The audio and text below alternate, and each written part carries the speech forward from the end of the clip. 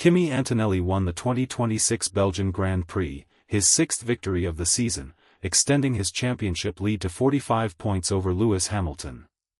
That was the headline every outlet ran with.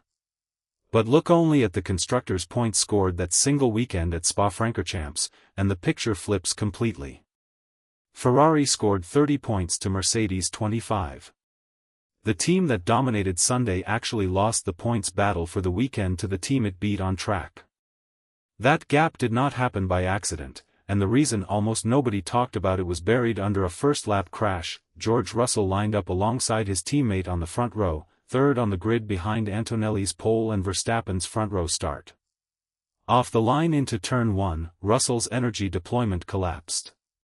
He later described the moment on team radio, saying he had 30 to 40% of his battery left as he exited La Source, and that he was immediately swallowed by the field. With no power to defend, he dropped through the order in seconds.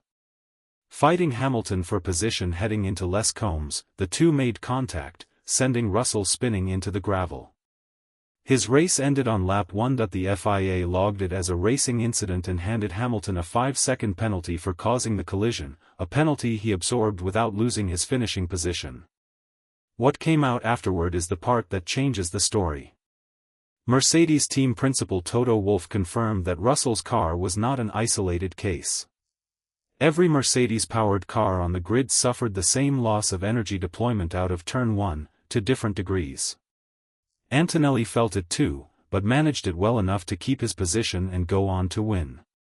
Alpine's Pierre Gasly, running Mercedes Power as a customer team, was hit hard, describing having no power at the start and watching cars simply drive past him. Williams's Alex Albon was affected less severely. The same fault that ended Russell's race by a few tenths of margin nearly cost the championship leader his own result. This was not a one-off. It is the third time in 3 months that a Mercedes-powered car has gone out, or lost a result, to a battery-related failure. In Canada, Russell retired from the lead with the same category of issue. In Barcelona, Antonelli dropped out of second place late in the race to an identical problem. Wolff has acknowledged the pattern directly, saying the reliability issue is costing us valuable points in the Constructors' Championship.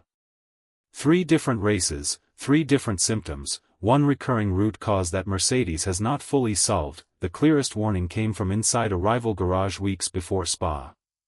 After the British Grand Prix, Hamilton was asked about Ferrari's reliability compared to Mercedes' season so far, and he pointed directly at the battery situation affecting both Russell and Antonelli. "I'm sure that at some point there must be a penalty, I would imagine, in the sense that we only have, was it 2 battery cells or something like that," Hamilton said. Under the 2026 regulations, each driver is limited to 3 energy stores and 3 control electronics units for the entire season. A car that fails and needs an early replacement burns through that allowance faster than planned, and a 4th unit triggers an automatic 10-place grid penalty. Hamilton flagged this before Spa even happened. Spa is now the 3rd data point supporting his prediction. None of that explains why Ferrari came as close as it did to actually winning. Charles Leclerc started 5th and used a virtual safety car to pit at the ideal moment, jumping into the lead and holding it for roughly 20 laps. Antonelli, deploying the last of his available energy, finally got back past on lap 34 through Les Combes. The margin at the finish was 1.952 seconds, one of the smallest gaps between a Ferrari and a Mercedes on a high-speed circuit all season. Max Verstappen completed the podium in 3rd for Red Bull, finishing over 11 seconds back, a result that adds context but does not change the story unfolding between the top 2 teams. Hamilton's own weekend was far from clean. He crashed in Saturday practice at the Faines chicane, damage severe enough that Ferrari's mechanics rebuilt the car overnight before qualifying. That cost him time in the session and left him more exposed heading into the first lap chaos where he collided with Russell.